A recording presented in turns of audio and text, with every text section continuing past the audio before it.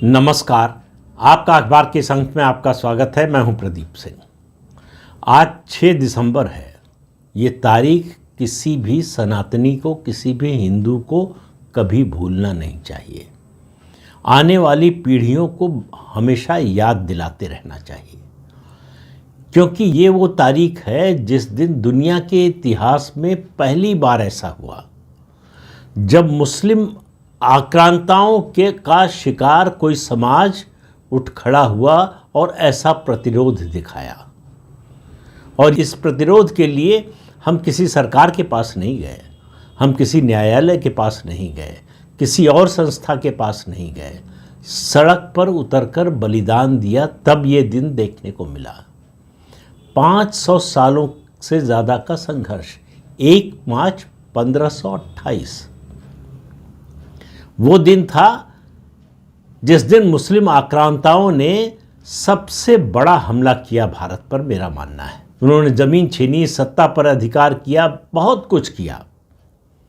लेकिन हमारे सबसे बड़े आराध्य, इस सनातन संस्कृति की आत्मा, भगवान श्री राम के जन्म स्थान पर बने मंदिर को तोड़ दिया और मंदिर को तोड़कर उसकी जगह मस्जिद बनाई, आक्रांता के नाम पर, बाबरी मस्जिद। और इस दिन ने 6 दिसंबर गांधी और नेहरू ने जो हिंदुओं को, सनातनियों को कायर बनाने का अभियान चलाया, 6 दिसंबर वो तारीख है जिसने कहा कि ऐसा सनातनी ऐसा नहीं करेंगे।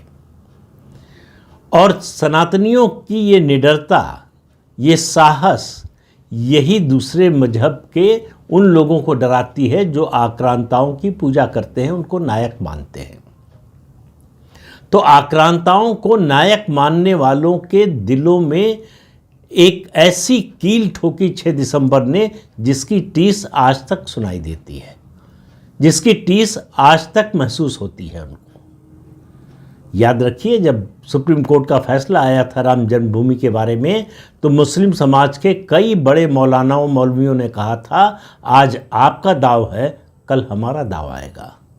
यानी वो अब भी अपनी गलती को स्वीकार करने को तैयार नहीं है। उनका कहना है कि उनका फिर समय आएगा और वो फिर तोड़ेंगे मंदिर। इस दुस्साहस की कोई सीमा नहीं है और इस दुस्साहस से आप सिर्फ एक ही तरीके से लड़ सकते हैं, जैसे 6 दिसंबर को लड़े। अब आप देखिए नैरेटिव किस तरह का चलाया गया इस देश में इतने लंबे समय से, शताब्दियों से। और मैं तो मुसलमानों की बात ही नहीं करता। मैं बार बार कहता हूं, मुसलमानों की बात मत कीजिए, आप हिंदुओं की बात कीजिए। हिंदुओं का एक बड़ा वर्ग बाबरी मस्जिद को गिराए जाने को अत्याचार मानता है, संविधान और कानून के विरुद्ध मानता है, अनैतिक मानता है और कहता है कि आपने एक मजहब के धर्मस्थल को गिरा दिया, तोड़ दिया। इन लोगों में से एक भी आदमी आपको ऐसा नहीं मिलेगा जो ये कहे कि राम जन्म स्थान पर बना हुआ हिंदू मंदिर तोड़कर ये बाबरी मस्जिद बनाई गई थी। तो बात शुरू से शुरू होगी या बीच से शुरू होगी? सुप्रीम कोर्ट ने इस नैरेटिव की रीढ़ तोड़ दी। 5 जजेस की जो संविधान पीठ थी, उसने सर्वसम्मति से फैसला दिया। उसमें कहा गया, और उसके बाद अभी हाल ही में एक इंटरव्यू में पूर्व मुख्य न्यायाधीश चंद्रचूड़ ने कहा भी, जब उनसे सवाल पूछा गया कि एक मस्जिद तोड़ दी गई, एक दूसरे मजहब का धर्मस्थल तोड़ दिया गया, तो उन्होंने कहा नहीं, पहले मंदिर तोड़ा गया, मस्जिद बनाई गई। तो हिंदुओं ने पहली बार संघर्ष से, बलिदान से रिक्लेम किया अपना खोया हुआ धार्मिक स्थल, और उसमें बहुत से लोगों ने कुर्बानी दी है। ये संघर्ष कभी रुका नहीं।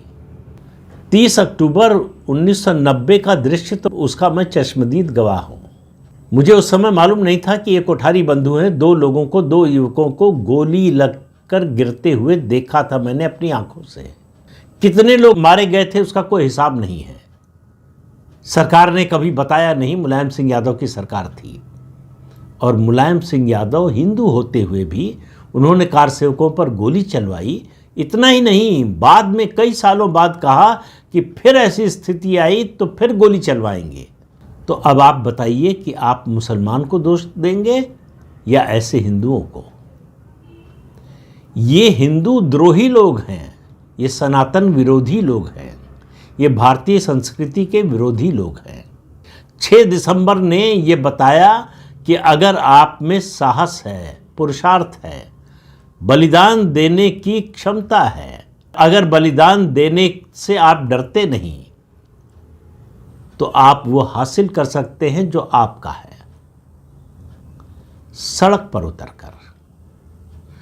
ये आज जो धर्म ध्वजा लहरा रही है भव्य राम मंदिर के शिखर पर, उस धर्म ध्वजा में बहुत से कारसेवकों का, बहुत से बलिदानियों का खून है, जिन्होंने इस दिन के लिए संघर्ष किया और उन्हें मालूम था कि वो दिन देखने के लिए वो नहीं होंगे। फिर भी उनको मालूम था कि वो धर्म के साथ हैं, धर्म का साथ दे रहे हैं, अधर्म के विरुद्ध लड़ रहे हैं। तो इसलिए 6 दिसंबर पर बहुत से लोग, खास तौर से हिंदुओं का एक बड़ा वर्ग, आपको एक तरह से गिल्ट में डालना चाहेगा, अपराध बोध कराएगा कि आपने गलत किया। वो ये कभी नहीं कहेगा कि राम जन्मस्थान पर बना हिंदू मंदिर तोड़ना गलत था। वो कभी नहीं कहेगा कि उसको तोड़कर वहाँ बाबरी मस्जिद बनाना गलत था। लेकिन उस जबरन और ताकत के बल पर, तलवार के बल पर, लोगों की हत्या के बल पर बनाई गई मस्जिद को तोड़ना अपराध बताते हैं। कानून इसको नहीं मानता, सुप्रीम कोर्ट का जजमेंट ये कहता है, समाज इसको नहीं मानता, दुनिया का इतिहास इसको नहीं मानता। दुनिया में इस तरह का कोई दूसरा उदाहरण नहीं मिलेगा। और हिंदुओं का यही साहस है, बलिदान की यही भावना है जो उसके दुश्मनों को डराती है। सिर्फ एक चीज से उन्हें डर लगता है, जब हिंदू डटकर अपने अधिकार के लिए लड़ने के लिए किसी भी हद तक जाने को तैयार हो जाता है। हिंदुओं का ये लड़ाकूपन, ये जुझारूपन, ये सनातन के दुश्मन के सामने सबसे बड़ी चुनौती है। और यही स्वभाव है। आज तक सनातन धर्म बचा हुआ है, हमारी संस्कृति बची हुई है, तो ऐसे ही बलिदानियों के कारण, ऐसे ही निडर लोगों के कारण। तो हिंदुओं को कायर बनाने का गांधी और नेहरू ने जो अभियान शुरू किया था, जो सपना दिखाया था दूसरे मजहब के लोगों को, यानी इस्लाम के मानने वालों को, उस सपने को 6 दिसंबर ने तोड़ दिया। 6 दिसंबर की घटना को इसलिए भी याद रखा जाना चाहिए कि पूरी दुनिया को सनातन समाज ने बताया कि हम कायर नहीं हैं, हम अपने अधिकार के लिए लड़ना जानते हैं। कौन हमारा साथ देता है, कौन नहीं देता है, इसकी परवाह नहीं है। कितने लोग खिलाफ हैं, कितनी बड़ी ताकतें खिलाफ हैं, इससे भी कोई अंतर नहीं पड़ता। जो हमारा है वो हमें मिलना चाहिए, सीधा सा सिद्धांत है। और जो जो हमारा है वो मिलना चाहिए। बात केवल अयोध्या में राम जन्म स्थान पर एक मंदिर की नहीं है। बात है जितने मंदिर जबरन तोड़कर वहां मस्जिद बनाई गई या उस तोड़े गए, वो सब वापस मिलने चाहिए। और वो लेना हमारा नैतिक और धार्मिक कर्तव्य है, ये हमारा दायित्व है। आने वाली पीढ़ियों को यही संदेश देकर जा सकते हैं कि जो हमारा था उससे पाने के लिए हमने संघर्ष किया, उसको फिर से हमने हासिल किया। तो संगठित और एकजुट, ये 2 शब्द याद रखिए हमेशा। संगठित और एकजुट हिंदू सनातन विरोध के रास्ते का सबसे बड़ा रोड़ा है। संगठित और एकजुट हिंदू ही सनातन को खत्म करने की नापाक कोशिशों को रोक सकता है। तो जो लोग आपको 6 दिसंबर के नाम पर, 6 दिसंबर को जो कुछ हुआ उसके कारण आप में अपराध बोध पैदा करने की कोशिश करते हैं, मानकर चलिए कि वो सनातन के विरोधी हैं, वो सनातन के दुश्मन हैं, जो सच्चाई को देखने को तैयार नहीं है, जिसके हर तरह के साक्ष्य और प्रमाण हैं, वेद पुराण से लेकर इतिहास, पुरातत्व, साहित्य सब जगह विद्यमान है, जिसको सुप्रीम कोर्ट ने देश की सर्वोच्च अदालत ने स्वीकार किया। और मैंने ये आपको घटना पहले भी बताई थी, फिर से बता रहा हूँ। गुरुदेव रामभद्राचार्य ने वो गवाही देने के लिए गए, उनसे सुप्रीम कोर्ट में जस्टिस नज़ीर ने पूछा कि भाई आप लोग हर बात में जो है वेद पुराण और उपनिषदों का जो है उदाहरण देते हैं, आपके किसी ग्रंथ में इसका उद्धरण, इसका जिक्र है क्या? और उन्होंने जो सुनाना शुरू किया, उसके बाद जस्टिस नज़ीर ने हाथ जोड़ लिया और कहा कि यू आर डिवाइन। उन्होंने बताया कि किस ग्रंथ में इसका जिक्र है और किस रूप में है, किस दिशा में राम जन्म स्थान है, सरयू नदी के किस जगह से उसकी दूरी कितनी है, किस दिशा में है, एग्जैक्ट उसी दिशा में उसी जगह पर है। और ये कोई जो है 1947 के बाद या 1949 में जब ये मूर्तियां प्रकट हुई तब नहीं लिखा गया, हजारों साल पहले लिखा गया है। ये कोई कांग्रेस और कम्युनिस्टों का बनाया हुआ इतिहास नहीं है जिसमें झूठ को सच बताने की कोशिश हुई हो। तो 6 दिसंबर की तारीख सनातन धर्म के इतिहास की एक बहुत ऐतिहासिक घड़ी है। ये बात अपने दिमाग से अगर है तो निकाल दीजिए कि उस दिन कुछ गलत हुआ था। उस दिन दरअसल गलत को सही किया गया था और ये बात भारत के कानून, भारत के संविधान के मुताबिक साबित हुई। सुप्रीम कोर्ट का फैसला ये कहता है। लेकिन देखिए, ऐसे लोग भी हैं जो सुप्रीम कोर्ट का ये फैसला देने वाले जो 5 जजेस हैं, उन सब की आलोचना करते हैं, निंदा करते हैं, और उनके पास अगर अधिकार हो तो इन 5 जजेस के खिलाफ कड़ा से कड़ा कदम उठाएं। क्यों? क्योंकि उन्होंने सच बोलने की हिम्मत दिखाई, जिस बात के प्रमाण है उसको स्वीकार करने की हिम्मत दिखाई। वो झूठे नैरेटिव में नहीं फंसे, उन पर इस बात का असर नहीं हुआ कि लोग क्या सोचेंगे, क्या कहेंगे। उनके पास, उनके सामने जो प्रमाण, जो साक्ष्य रखे गए, उसके आधार पर फैसला दिया। और यही काम है अदालत का। अदालत भावना के आधार पर फैसला नहीं देती, अदालत जन दबाव के आधार पर फैसला नहीं देती, अदालत तथ्यों, तर्कों और प्रमाण के आधार पर फैसला देती है। कानून और संविधान सम्मत नियमों के आधार पर फैसला देती है। वही सुप्रीम कोर्ट की कॉन्स्टिट्यूशन बेंच ने किया राम जन्मभूमि के मामले में। लेकिन उससे संतुष्ट नहीं हैं बहुत से लोग, जो बाबरी मस्जिद को बनवाने वाले मीर तकी और बाबरी के समर्थक हैं, जो उन्हें अपना नायक मानते हैं। उनकी बात तो फिर भी समझ में आती है। लेकिन सवाल यह है कि सनातन धर्म को मानने वाले बाबर को अपना नायक क्यों मानते हैं? क्योंकि नेहरू नायक मानते थे। नेहरू की डिस्कवरी ऑफ इंडिया आप पढ़िए तो आपको पता चलेगा किस तरह से तारीफ की है उन्होंने बाबर की। बाबर में उन्हें एक जो है दृष्टा दिखाई देता था, एक डेमोक्रेट दिखाई देता था, चार्मिंग प्रिंस दिखाई देता था। और बाबरनामा पढ़ लीजिए तो नेहरू के उस लिखे हुए पर आपको शर्म आएगी कि कोई भारतीय, कोई सनातनी ऐसा सोच भी सकता है क्या? लिखना तो बहुत दूर की बात है। तो ये हिंदुओं के एक वर्ग में कूट कूट कर भरा गया ये जो नेहरूवियन विचारधारा है, उसने भरा कि आक्रांताओं को नायक मानो और नायकों को खलनायक मानो। ये जो पिछले 80 साल में हुआ है, 79-80 साल में, इसको बदलने में, ये इतनी आसानी से नहीं बदलने वाला है। इसको बदलने में समय लगेगा। इसके लिए भी संघर्ष करना पड़ेगा, एक नए तरह का संघर्ष करना पड़ेगा।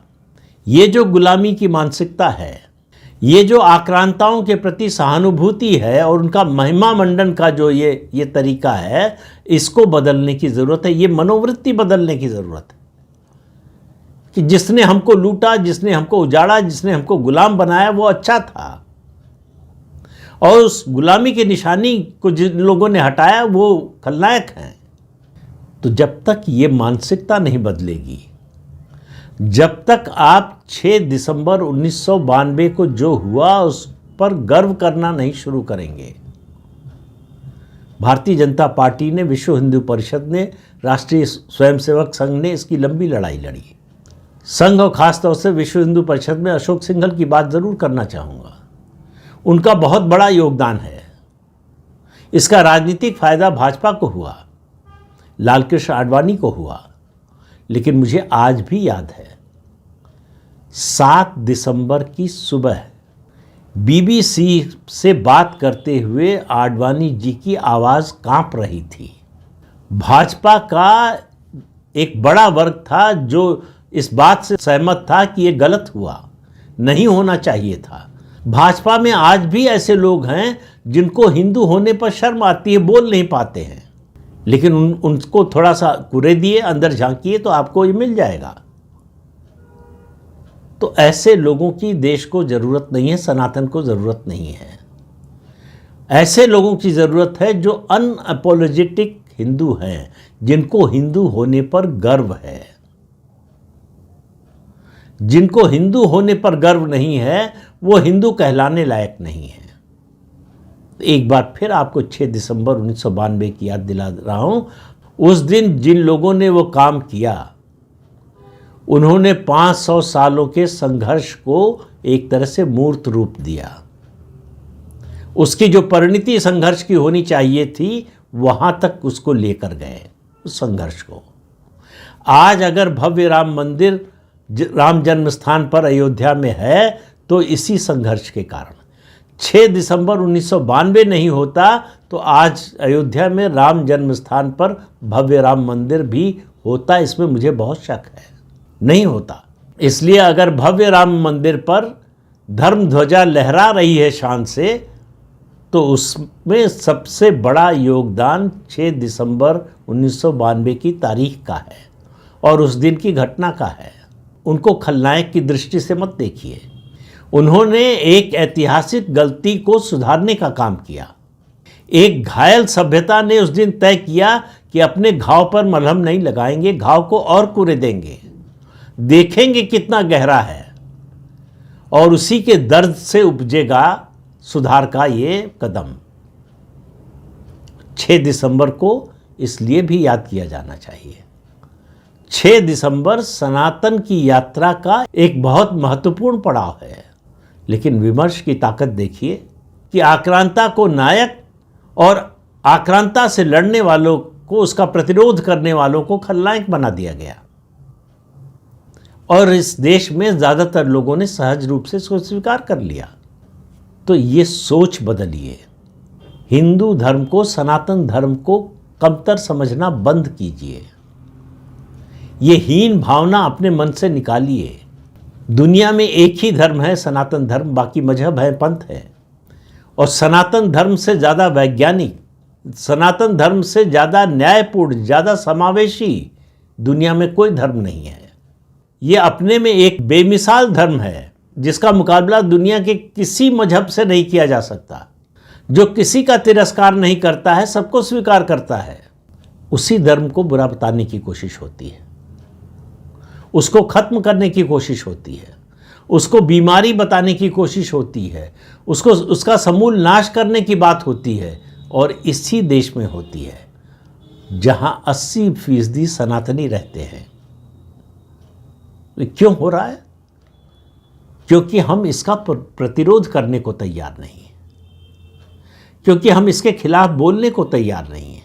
सोचिए कि अगर 6 दिसंबर को वहाँ जो लोग थे उन्होंने भी ऐसा ही सोचा होता, तो आज जो हम गर्व कर रहे हैं कि अयोध्या में प्रभु श्री राम के भव्य मंदिर पर धर्म ध्वजा लहरा रही है, क्या ये गर्व की अनुभूति हमें हो पाती है? इस दृष्टि से सोचिए और फिर उन्हें याद कीजिए। और 6 दिसंबर को अपने दिमाग में नहीं, दिल में अंकित करके रखिए। कोई गलत काम नहीं हुआ था, ये बात अपने दिमाग से निकाल दीजिए। एक गलत को सही किया गया था, ये बात याद रखिए, जिसकी पुष्टि की है देश की सर्वोच्च अदालत ने। और किसी के प्रमाण की ज़रूरत नहीं है, हमें किसी के सर्टिफिकेट की ज़रूरत नहीं है। तो इस अंक में इतना ही। अगले अंक में फिर मिलेंगे किसी नए मुद्दे के साथ। तब तक के लिए अनुमति दीजिए। आपसे अनुरोध है कि चैनल देखिए, शेयर कीजिए, लाइक कीजिए और सब्सक्राइब जरूर कीजिए। नमस्कार।